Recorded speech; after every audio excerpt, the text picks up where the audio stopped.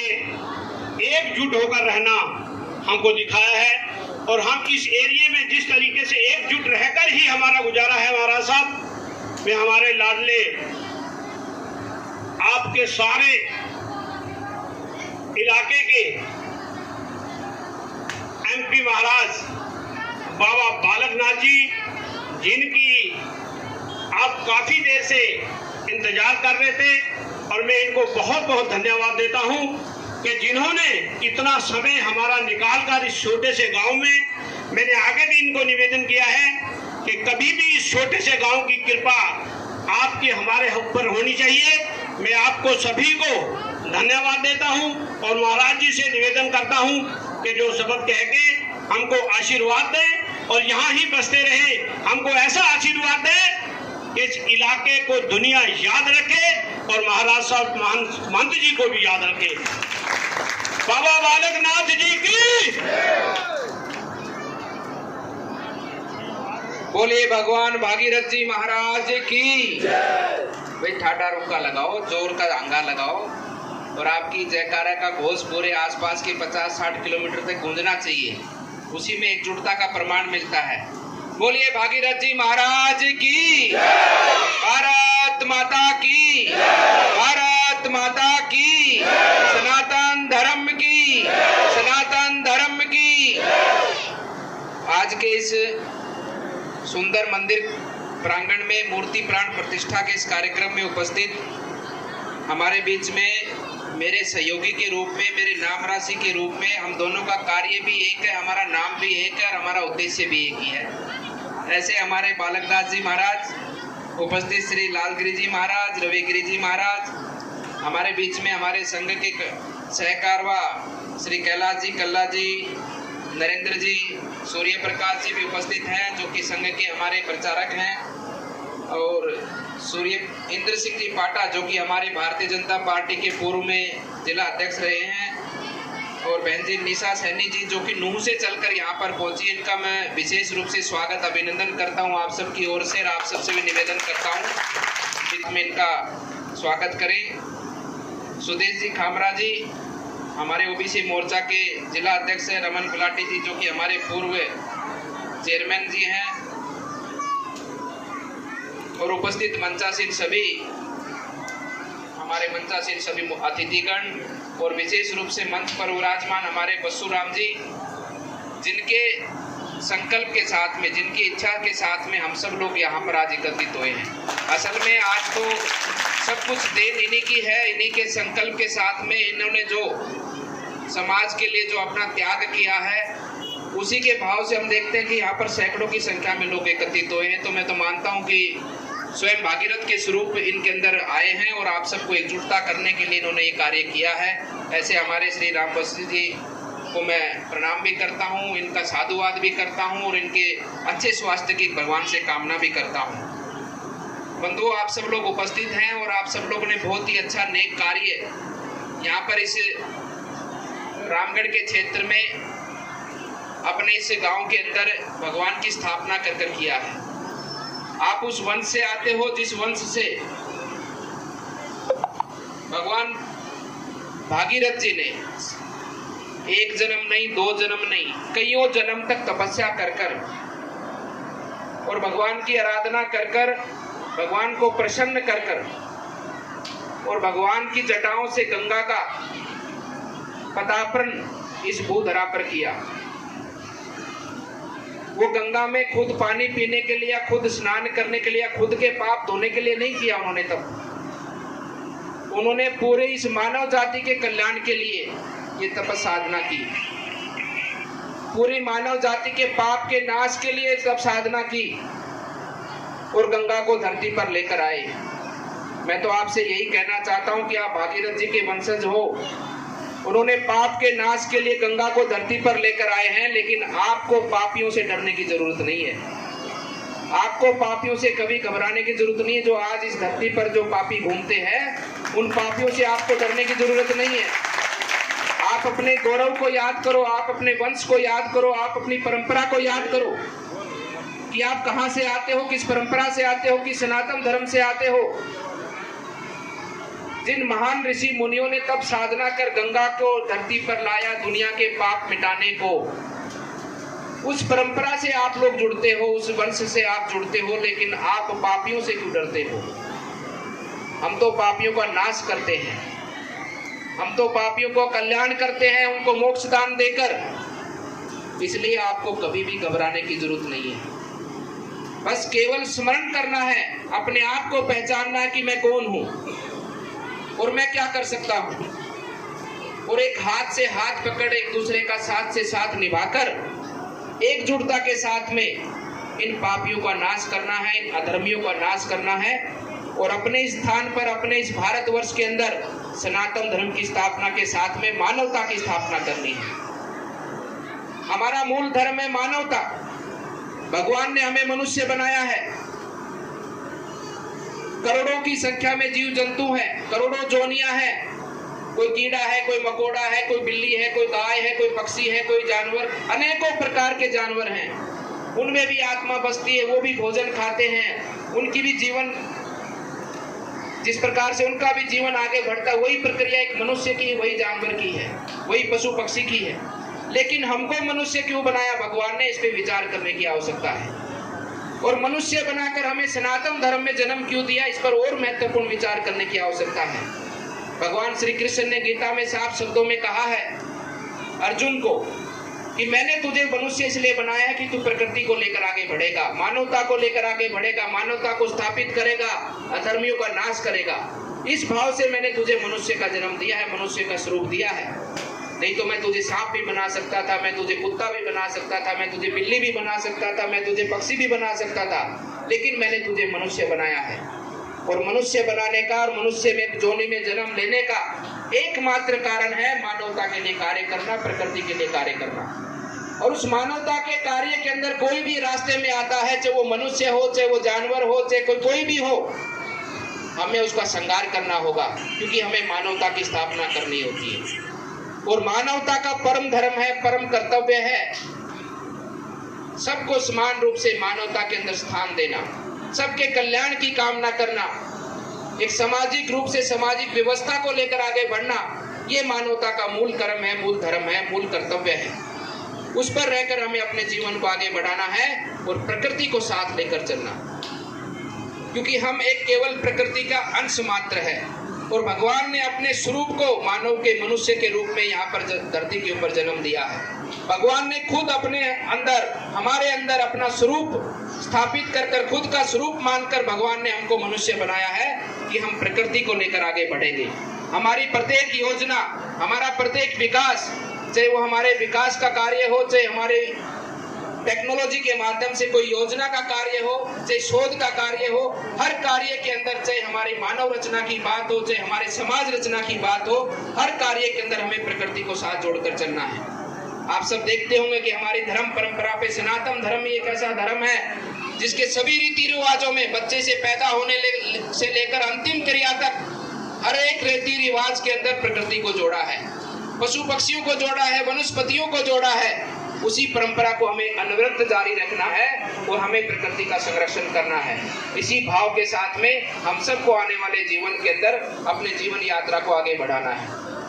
बंधुओं, मैं आपसे यही कहना चाहूंगा पुनः एक बार, मैं पहले भी बार बार अपने महाराज जी के संरक्षण में अपने क्षेत्र में आया हूँ। मैं आपसे इतना ही निवेदन करना चाहता हूँ कि अपने पथ से, अपने धर्म से, अपने कर्तव्य से कभी डिगडिगमाना नहीं। आप स्मरण करो, मैं ज्यादा पीछे नहीं लेके जाऊंगा। आजादी हमें कितने सालों में मिली है, कोई जानता है यहाँ पर कितने सालों में मिली है? भाई, आजादी भारत को कितने सालों में मिली है? कितने वर्षों में मिली है? लगभग 1000 वर्षों में, नहीं 200 नहीं, 1000 वर्षों में। पहले मुगलों का राज था, फिर अंग्रेजों का राज आया। 1000 वर्षों में हमें आजादी मिली है। लेकिन उस आजादी के लिए कितने बलिदान हुए, कितने शहीद हुए, कितनों ने यातनाएं सही, इस बात को कभी स्मरण करो। वो आजादी देने वाले लोग जो फांसी के तख्ते पर लटक गए, जिन्होंने गरम तेल, उन पे गरम उबलता हुआ तेल डाला गया, उनको दिन कभी भोजन नहीं दिया गया, कभी पानी नहीं दिया गया, इतनी यातनाएं सहनी पड़ी, क्या वो आज हमारे बीच में है? नहीं है। लेकिन उनका सपना था कि मैं अपने देश को आजाद करूं, मैं अपने लोगों को आजाद करूं, मेरी आने वाली पीढ़ी को आजाद करूं। इस भाव से उन्होंने कुर्बानी दी थी। लेकिन आज हम लोग डर जाते हैं, थोड़ी सी भी हमारे पर अत्याचार होते हैं, यहाँ पर जहाँ भी कभी कहीं हम पर कोई प्रताड़नाएं होती तो हम डर जाते हैं। जहाँ पर हमें कहीं कोर्ट कचहरी के अंदर गवाही देने की बात आती तो हम डर जाते हैं कि हमारा क्या हाल होगा। उसको होने दो, वो मरता है तो मरने दो, किसी के साथ अन्याय हुआ तो वहाँ गवाही देने के लिए खड़े नहीं होते, क्योंकि हम डर जाते हैं, हम स्वार्थी हो गए। अगर ऐसे ही स्वार्थी हमारे सेनानी होते तो क्या हम आजाद होते? आज नहीं होते, आज भी हम गुलामी की बेड़ियों में जकड़े हुए होते। लेकिन उन लोगों ने आने वाले भविष्य के लिए कुर्बानियां दी हैं, वो आज जिंदा नहीं है, लेकिन जिंदा है तो वो आपके बीच में जिंदा है, आपके अंदर जिंदा है। उसी भाव से हम सबको भी इस प्रकार के अत्याचार का, पाप का, इसे अधर्मियों का डटकर सामना करना पड़ेगा। चाहे हम जिंदा रहे न रहे, लेकिन आने वाली पीढ़ी हमारी जिंदा रहे, उस भाव से हमें अपने कार्य को आगे बढ़ाना होगा। ऐसे हमें विचार अपने जीवन के अंदर रखने होंगे, ऐसे विचार अपने पीढ़ी के अंदर हमें स्थापित करने होंगे। आपने बहुत अच्छा ये संकल्प लेकर इस मंदिर की स्थापना की है। हम तो सनातन धर्म प्रेमी हैं, उसी परंपरा से जुड़े हैं, उसी परंपरा का निर्वाह करते हुए इस मानव कल्याण के लिए, जीव कल्याण के लिए अपने कार्य करते हैं। और इतने सुंदर मंदिर होता है वृक्ष वृक्ष की भांति। जिस तरह से बरगद का पेड़ होता है, कोई बड़ा विशाल पेड़ होता है, उसकी अनेकों शाखाएं होती हैं, अनगिनत शाखाएं होती है, अनगिनत पत्ते होते हैं, कोई गिन नहीं सकता उसके पत्ते। इतनी शाखाएं होती हैं, उन पे इतने पत्ते होते हैं, लेकिन उसकी एकजुटता को देखो, वो एक जड़ के ऊपर टिका होता है और उसकी जड़ की शाखाएं चारों दिशाओं में होती हैं। हर तरफ उसकी जड़ की शाखाएं होती हैं। उस एक दिशा में एक जड़ की भांति, एक जड़ के बलबूते वो खड़ा रहता है। चाहे कितना ही आंधी तूफान आए, कितनी बिजली कड़के, लेकिन वो अपना कभी झुकने नहीं देता मस्तक। उसी प्रकार से मंदिर की स्थापना है। लोग कहते हैं कि मंदिर बना दिया तो क्या हुआ, लेकिन मंदिर स्थापना करने का एक बहुत बड़ा कारण है समाज को एकजुट रखना। इस स्थान पर आकर, इस फर्श पर आकर, इस स्थान पर, इस छत के नीचे आकर, सनातन धर्म में कोई किसी प्रकार का भेद नहीं होता। जहाँ पर मंदिर होता है, उस मंदिर के प्रांगण में किसी भी जाति धर्म का कोई भेद नहीं होता, वहाँ सब एक होते हैं। और एकजुटता का प्रमाण देता है वो मंदिर, एक संकल्प का प्रमाण देता है वो मंदिर। वहां से बैठने के बाद में जो विचार निकलेगा वो मानवता के कल्याण के लिए निकलेगा। वहां से बैठने के बाद में जो कामना करी जाएगी, जो विश्व कामना की जाएगी, मंगल कामना की जाएगी, वो पूरे विश्व की कामना की जाएगी, पूरी प्रकृति की कामना की जाएगी। और वहां पर बैठने के बाद में जो कार्यक्रम चलेगा वो एकजुटता के साथ में मानवता को स्थापित करने का कार्यक्रम चलेगा, धर्म को स्थापित करने का कार्यक्रम चलेगा। इस भाव से मंदिर की स्थापना की जाती है। समाज के प्रत्येक वर्गों को जोड़ने के कार्य से मंदिर की स्थापना की जाती है कि प्रत्येक वर्ग जुड़े, प्रत्येक वर्ग एक स्थान पर आकर बैठे, जहाँ पर किसी भी प्रकार का कोई भेदभाव ना हो, केवल और केवल मानवता हो, केवल और केवल कल्याण की कामना हो, केवल और केवल शुभ कामना हो। इस भाव के साथ में मंदिर का निर्माण होता है। मैं आप सभी को, भक्तजनों को जो यहाँ पर पहुंचे हैं, माताएं बहनें पहुंची हैं, मैं सबको साधुवाद देता हूँ, सबको शुभ आशीर्वाद देता हूँ, सबकी मंगल कामना करता हूँ कि ऐसे सुंदर विचार आप सबने अपने जीवन में लाए, आपने अपने हृदय के अंदर, अपने मन के अंदर लाए और इतने सुंदर मंदिर का यहाँ पर निर्माण किया। निश्चित रूप से आपका ये प्रयास आने वाले समय पर इस क्षेत्र के अंदर एकजुटता के साथ में, एक स्तंभ के साथ में बुराइयों को नाश करने में कारगर सिद्ध होगा। बुराइयों को, अत्याचारियों को पतन करने में हमारा योगदान एक साथ में आगे बढ़ेगा। ऐसी कामना मैं आप सबके सम्मुख करता हूँ और ऐसा ही विश्वास रखता हूँ कि जिस प्रकार से आज इस प्रांगण में हम सब लोग एकजुटता के साथ बैठे हैं, जहाँ किसी का नाम भी नहीं पता, किसी जाति भी नहीं पती, लेकिन सब एक भाव से बैठे हैं, उसी प्रकार से एक भाव से आने वाले समय पर भी हम डटकर इन अत्याचारियों का मुकाबला करेंगे, इनका संहार करेंगे और अपने सनातन धर्म की स्थापना करेंगे और अपने भारत राष्ट्र को आगे बढ़ाएंगे। बंधुओं, मेरे को महाराज जी ने कहा था एक बच्ची है परी, जिसका नाम परी है। परी बेटा यहाँ पर है क्या? परी बच्ची यहाँ पर है, उपस्थित है? आप है परी? ये परी बेटी है, पढ़ने में बहुत अच्छी है। महाराज जी ने कहा कि अभी ये 7वीं या 8वीं कक्षा में है। मैं आप सबके बीच में वादा करता हूँ, ये परी बेटा 12वीं पास करे अच्छे नंबरों से। अगर इसको 12वीं की भी शिक्षा ग्रहण करनी है हमारे स्कूल में, तो वहाँ पर आए, हमारे वहाँ हॉस्टल में रहे, वहाँ पर फ्री शिक्षा, इसको रहन सहन की सब सुविधा फ्री दी जाएगी और CBSE बोर्ड से इसको अच्छी शिक्षा दी जाएगी। उसी के साथ में अगर ये 12वीं पास कर आगे बढ़ती है, चाहे ये साइंस साइड में जाए, चाहे टेक्नोलॉजी साइड में जाए, चाहे विज्ञान के साइड में जाए, चाहे ये इंजीनियरिंग की साइड में जाए, चाहे किसी भी क्षेत्र में आगे पढ़ना चाहती, इसकी पूरी जिम्मेदारी मेरी है। इसको मैं जहाँ तक पढ़ना चाहेगी, ये आईएएस बनना चाहेगी तो वो आईएएस बनाएंगे, ये आईपीएस बनना चाहेगी तो वो आईपीएस बनाएंगे, डॉक्टर बनना चाहेगी तो इसको डॉक्टर बनाएंगे, चाहे इंजीनियर बनना चाहेगी तो इंजीनियर बनाएंगे, चाहे साइंटिस्ट बनना चाहेगी तो साइंटिस्ट बनाएंगे। ये पूरी जिम्मेवारी मेरी है और हमारी दोनों बालक दास जी की भी और मेरी भी है, दोनों की है हमारी। इसका आगे का भविष्य हम मिलकर तय करेंगे। और उसी के साथ में आप सबको भी कहता हूँ, ये परी एक नहीं है, आप सबके बीच में भी परियां हैं। जिसकी भी शिक्षा की कोई बात हो, जो अत्यंत गरीब परिवार हो, जो शिक्षा आगे अपने बच्चों की नहीं करा सकता हो, कॉलेज शिक्षा, देखो स्कूल शिक्षा तो नहीं, कॉलेज शिक्षा 12वीं करने के बाद में हमारी संस्था के अंदर इंजीनियरिंग कॉलेज है, लॉ कॉलेज है, फार्मेसी कॉलेज है, फिजियोथेरेपी कॉलेज है, साइंस का पूरा डिपार्टमेंट है और आपका एजुकेशन का पूरा डिपार्टमेंट है, ह्यूमैनिटीज का पूरा डिपार्टमेंट में मैं महाराज जी के संरक्षण में वचन देता हूं कि अपने क्षेत्र में कोई अत्यंत गरीब परिवार की बच्ची हो और जो पढ़ाई लिखाई की इच्छा रखती हो, मैं अपनी संस्था में उसको फ्री आगे की शिक्षा दिलवाने का काम करूंगा।